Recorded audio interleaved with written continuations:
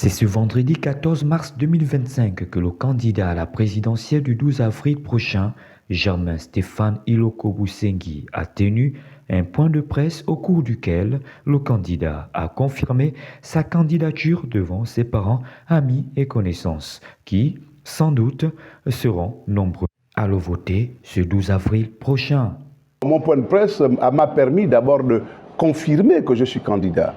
Je suis candidat à l'élection présidentielle et nous sommes à 4. Nous ne serons pas à 5, nous sommes à 4.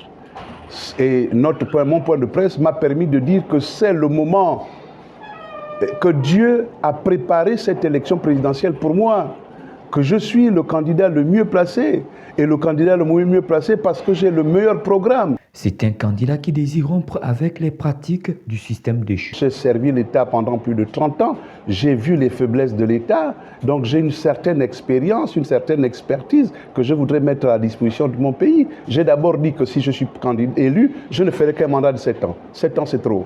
Et je ferai tout pour démolir cette constitution. Parce que cette constitution-là, qui favorise la division, la ségrégation, la stigmatisation, je ne peux pas gérer le pays avec une constitution comme ça. Je ne pourrai pas gérer le pays avec une loi électorale qui est taillée sur mesure. Et qui va profiter de cette loi électorale alors que le président qui a contribué à son élection est battu et n'est plus président. Donc on ne peut pas avoir un président qui rassemble tous les pouvoirs. Le pouvoir législatif, le pouvoir judiciaire, le pouvoir exécutif. Ce n'est pas possible. On ne peut pas avoir un pouvoir avec un monstre. On ne sait pas qui est président, on ne sait pas qui est vice-président, on ne sait pas qui est vice-président du gouvernement. Non, c'est un mauvais système. Il faut choisir. Ou un président et un vice-président, ou un président et un premier ministre. Il faut choisir.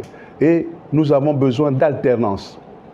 Il faut changer. Ce pays ne doit pas être dirigé que par les mêmes personnes. J'ai dit tout à l'heure dans ma conférence de presse, il ne faut pas aussi pointer du doigt sur nos frères du Haut-Ogooué.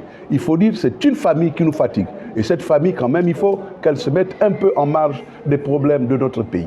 C'est donc une élection qui s'annonce riche de débats. Vivement que les candidats sachent appeler aux valeurs patriotiques pendant leurs échanges avec le peuple au lieu de descendre dans les bassesses de l'injure, l'invective et les débats des personnes.